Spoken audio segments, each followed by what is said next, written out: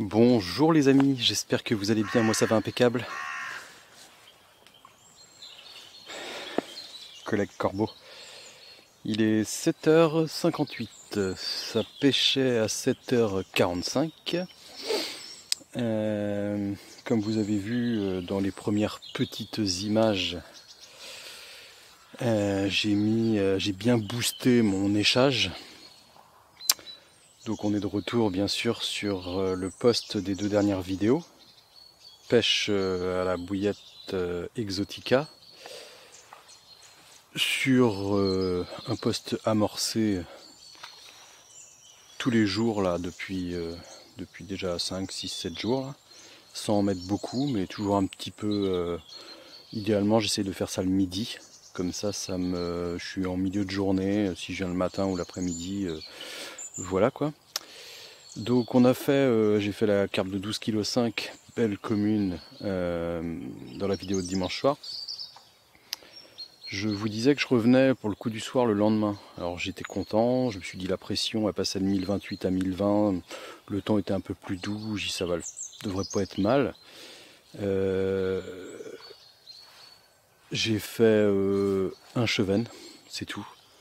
Et pourtant je suis venu, j'étais excité, alors je suis venu dès 13h jusqu'à la tombée de la nuit à 18h15. Juste un cheven et des tapes. Je suis revenu amorcer le lendemain, j'avais amorcé avant de partir aussi, amorcé le lendemain. J'ai repêché le surlendemain quelques heures, 2 heures ou 3 heures, ouais, plus 2 heures. Là j'ai pris des tapes mais j'ai pas fait de carpe. Donc bon la pression était remontée encore. Bon, là je sais pas trop si la pression elle joue forcément toujours dans cette phase anticyclonique longue là, mais les poissons, ça n'empêcherait pas de faire au moins un poisson quoi. Donc là, alors c'est pire que tout là, on est à 1033,8 hectopascal. C'est rare de monter si haut, on va même monter à 1036. Bon, c'est pas encourageant mais bon, on va dire qu'il y a d'autres facteurs qui entrent en ligne de compte, la période, le fait que ce soit amorcé, patati patata, et puis bah voilà, moi je demande juste un poisson quoi. Donc du coup je reviens ce matin jusqu'à 11h je pense, il est 8h tout pile du coup là, pendant que je vous parle. Ça me fait 3 heures de pêche à peu près. On va voir ce qui se passe, et je pense que je reviendrai aussi demain. Soit la matinée, soit l'après-midi, soit en partie de matinée et une partie d'après-midi, je sais pas encore comment je vais faire ça. Toujours est-il que là, quand je partirai à 11h, je remettrai encore un petit 500 grammes de bouillette, histoire de encore garder le coup, on va dire, entretenu, alimenté en nourriture. Puis voilà. Donc ici c'est un poste comme je vous disais où j'ai fait mes débuts d'ailleurs. Je sais qu'il y a des carpes à passer, c'est pas forcément une zone de tenue, mais il y a cette fameuse cassure dont je vous parlais, où je sais que les poissons aiment bien venir un petit peu fouiller par là. Donc pourquoi ça ne veut pas plus marcher que ça, je ne sais pas. C'est un mystère. Donc je pars pas hyper confiant pour ce matin. Ma confiance elle a monté crescendo, elle a pris une petite claque là. Donc ça serait bien d'en faire une là, et puis en faire une demain, et puis on sort la vidéo et après on change de poste. Hein, ça serait bien. Allez. Du coup là j'ai monté, j'ai éché une bidance et un wafter monté en paire de fesses, de façon à avoir une bouchée convenable mais un peu allégée. Comme il y a du cheven, j'essaie de grossir un petit peu la taille. Et j'ai pas remis du tout d'appât là, j'ai juste boosté mon truc avec ma chaussette et tout dans le dip là, histoire que ça sente bien fort sur mes 2 èches. Et j'ai de quoi ramorcer un petit peu si besoin. Mais comme ils n'ont pas l'air d'être hyper gourmandes, ou de ne pas être là tout simplement, mais ça je n'en sais rien, et ben je vais pas éparpiller le poisson en mettant trop de nourriture, donc je vais attendre de voir si là j'arrive à en faire une, et ce qui sera pris, et si vraiment c'est actif, peut-être je remettrai un peu de nourriture, on va s'adapter. Comme on dit, il est toujours plus facile d'en mettre que d'en enlever. Allez. J'ai pas le NSC, mais je tape quand même. C'est le cœur. Attal.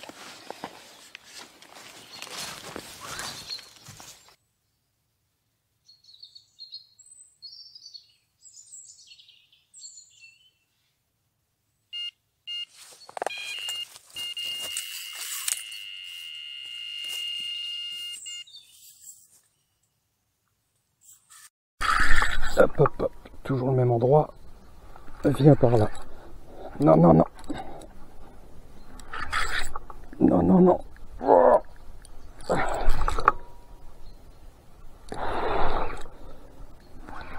C'est bon. Oh putain, elles aiment bien aller à gauche là.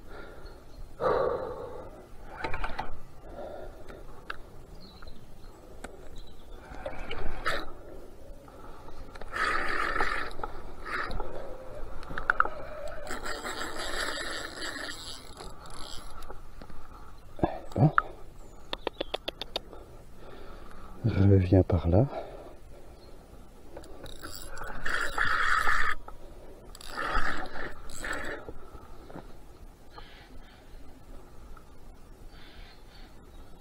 Là, ce coup-ci, j'ai cru une ghost la dernière fois, mais là, je crois que c'est une ghost.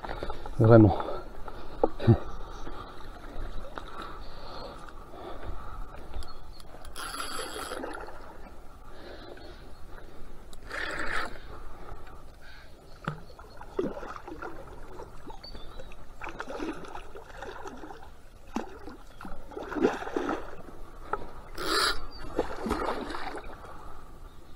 Viens là, ma balle.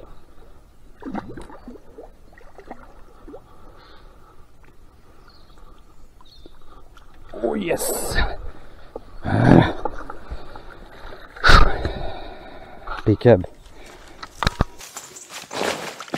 Je vais vous montrer le dessus de sa tête, les amis. Faut que vous voyez.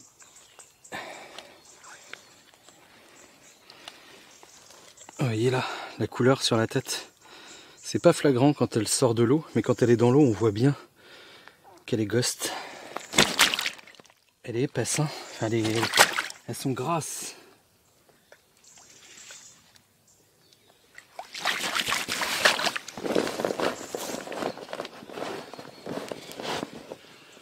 Bon bah les amis, j'ai les moucherons qui me piquent la tête.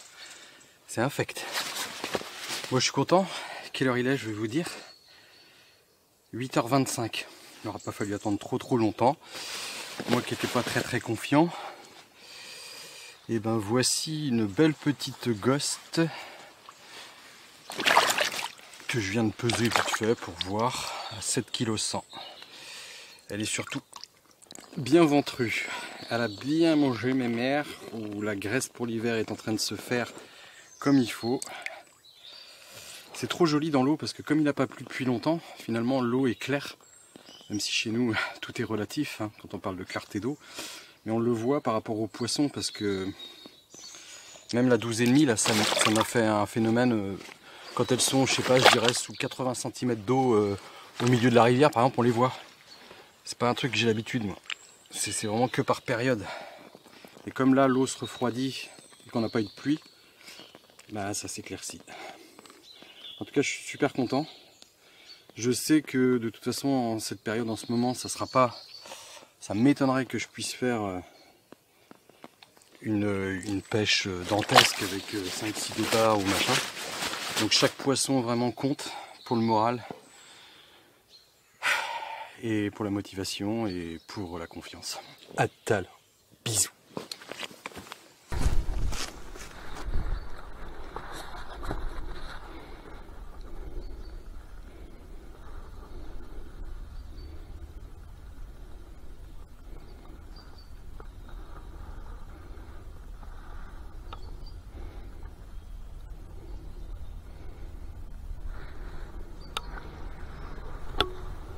Bon, je vais récher, je vous montre en même temps.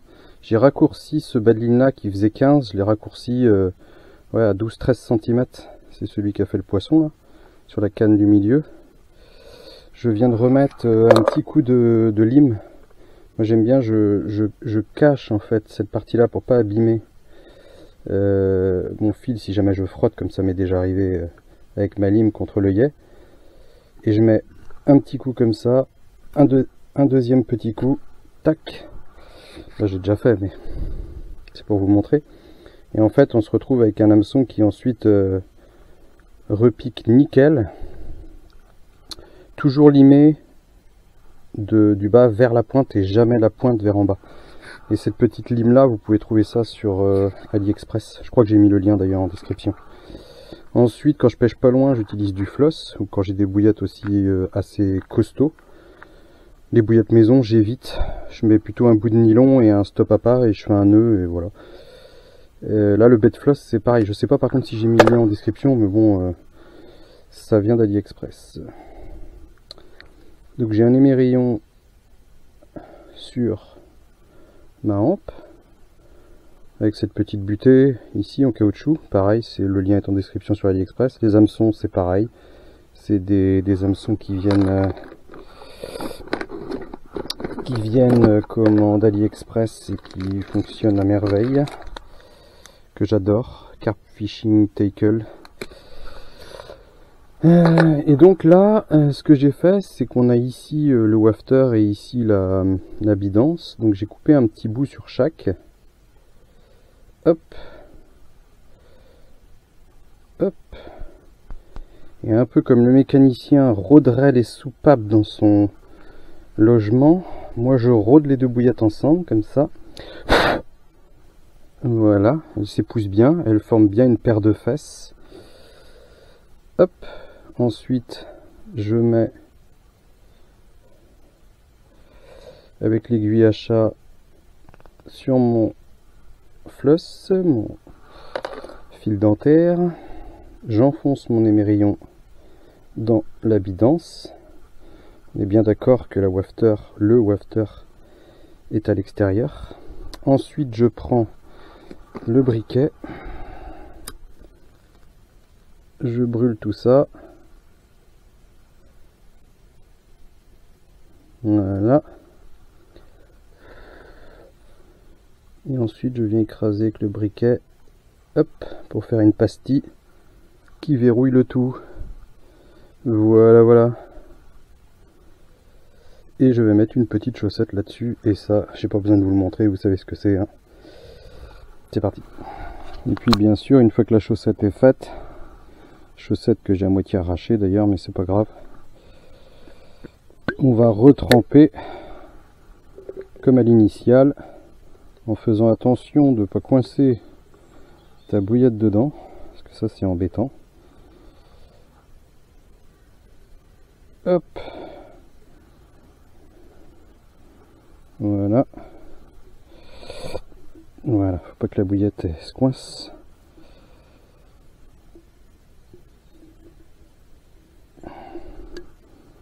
Et voilà, c'est tout ce qu'il y aura. Je vais poursuivre dans ma démarche de non-amorçage. Je reste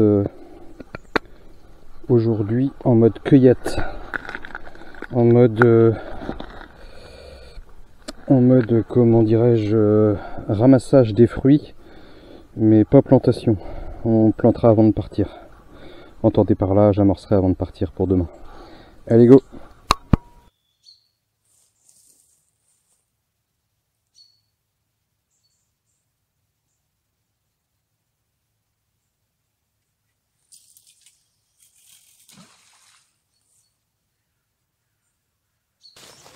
Allez, en route.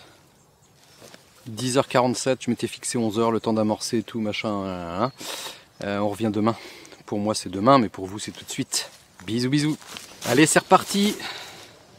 Figurez-vous qu'on a le soleil aujourd'hui. C'est incroyable, on l'avait pas vu depuis longtemps. Il est 11h10, je viens de poser les cannes. Donc il n'est pas de bonne heure, mais je vais rester jusqu'à 16h si ça se passe bien, si j'en ai pas marre avant. Les conditions ont changé parce que le vent il doit plus être d'est là, j'ai pas trop regardé, je vais vous dire en même temps. Là le vent il est, bah non, il est quasiment plein nord. Quasiment plein nord. Bon. Du coup bah là je le ressens plus puisque bah il vient en côté là. Et les pressions atmosphériques actuelles, maintenant on est à 1032,1 hectopascal, toujours aussi haut. Mais alors normalement on a des pressions atmosphériques qui vont chuter. Alors si je fais graphique à long terme, que je retourne dans les pressions, oula oui, en fin de semaine, entre dimanche et lundi, on tombe à 998 hectopascal. Alors là c'est... Quand tu passes de 1030 à moins de 1000, ça va peut-être pleuvoir un petit peu. Bon, je vous cale dessus, et puis de toute façon j'ai éché exactement de la même manière que hier. Petite chaussette trempée, patati patata. J'ai jeté à peu près 300-400, peut-être 500 grammes de bouillettes hier avant de partir. Donc il n'y a plus qu'à quoi. J'ai rien remis à part mon échage et ma chaussette. Toujours pareil, en mode cueillette. Allez, à tout à l'heure. Pendant que nous attendons la touche, je voulais répondre à Fishing BZH. Pas mal BZH déjà, tu marques des points. Qui m'a mis un commentaire sur la dernière vidéo qui me dit: pour apporter un peu de réflexion à la longueur des bas de ligne, je ne sais pas si tu en avais déjà parlé dans une précédente vidéo, mais la technique d'amorçage joue également sur l'efficacité du bas de ligne. Un amorçage très regroupé, composé de petites particules par exemple, obligera la carpe à se nourrir quasiment sur place. Dans ce cas, il est facile de comprendre qu'un bas de ligne court sera plus efficace. A l'inverse, un amorçage uniquement à la bille sur une zone très large obligera les carpes à chercher leur nourriture, et donc là, un bas de ligne plus long prend tout son sens. Et moi, je lui ai répondu que tout d'abord, merci, j'ai pas dit ça, mais merci pour ton message, parce que c'est important pour la chaîne YouTube d'avoir des interactions, et moi j'aime bien vos messages. Que je pensais la même chose pendant longtemps. Oui, j'en ai déjà parlé dans mes vidéos, parce que je me disais, alors si tu fais un amorçage plus éparse, c'est ce qu'on nous faisait comprendre aussi, les carpes se déplacent plus vite, donc elles vont manger plus rapidement, et voilà, donc un bas de ligne long aura tendance à avoir un côté technique plus efficace, parce qu'on laissera le temps à l'hameçon de bien se positionner dans la bouche, voilà. Sauf que depuis depuis les vidéos, quand j'ai fait mes vidéos sous-marines et tout, depuis que j'ai regardé d'autres vidéos sous-marines, enfin j'ai fait ma réflexion personnelle, je ne pense pas que ce soit le cas. Alors pas complètement, c'est-à-dire que oui, en effet, tu vas faire bouger tes poissons beaucoup plus, ce qui est logique, puisque tes appâts sont plus éparses, donc faut qu'ils nagent pour les trouver. Ce qui va le mettre en confiance d'ailleurs, donc c'est très bon de faire ça. Et soit dit en passant, j'ai remarqué dans les vidéos, c'est très rare de voir une carpe, ça arrive, hein, mais de voir une carpe qui descend sur le fond et qui mange en ligne droite comme ça là. Ça arrive, hein, je dis bien ça arrive. Mais bien souvent, on voit les carpes, si elles, par exemple, elles sont en train de nager, elles vont arriver vite sur un appât, mais elles vont s'arrêter, le manger et repartir. Et il y a un temps de pause. Et pour moi, ce temps de pause, si ton bas de ligne est trop long, elle a le temps de faire et s'en aller. Donc, c'est rare donc qu'elle mange à la vitesse où elle nage, tu vois ce que je veux dire? Pour moi, même si elle est en mode speed, elle va quand même marquer un temps de pause plus ou moins long. Déjà plus en fonction des poissons, ça doit changer aussi. Des très gros poissons vont souvent prendre plus le temps de... Voilà. Donc ce serait dommage de passer à côté d'un gros poisson. Et les plus petits poissons, on l'a vu dans mes vidéos sous-marines, à un moment donné, il y en a une, elle se fait piquer, elle arrive à fond sur la bouillette, et en fait, elle met les freins, elle mange, et là, elle se fait piquer, elle repart. Mais elle a mis les freins, en fait. Donc quelque part, elle a mangé presque sur place. Alors ce temps, si court soit-il, est quand même un temps de pause. Et pour moi, je pense que le bas de ligne court aura plus d'efficacité à ce moment-là.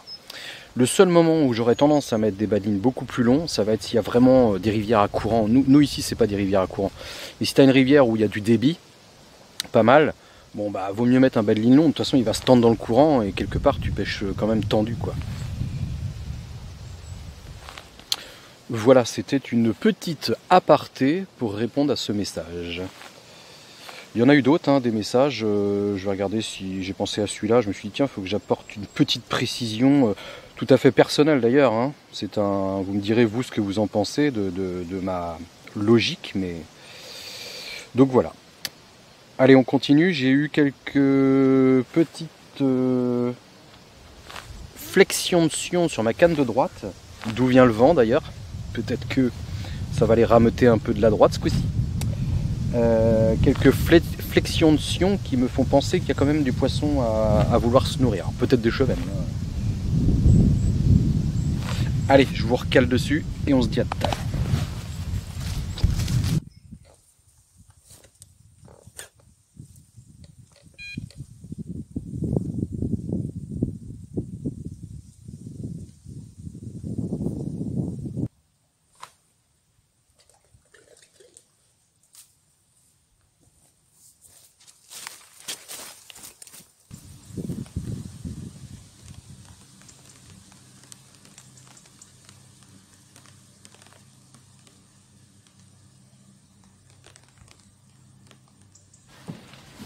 Bon les amis, je vais vous dire au revoir comme ça. Il s'est rien passé. Vraiment le néant total. J'ai eu quelques petits bips mais bon voilà. Il pleut donc je mets tout ça à l'abri. Je vais plier.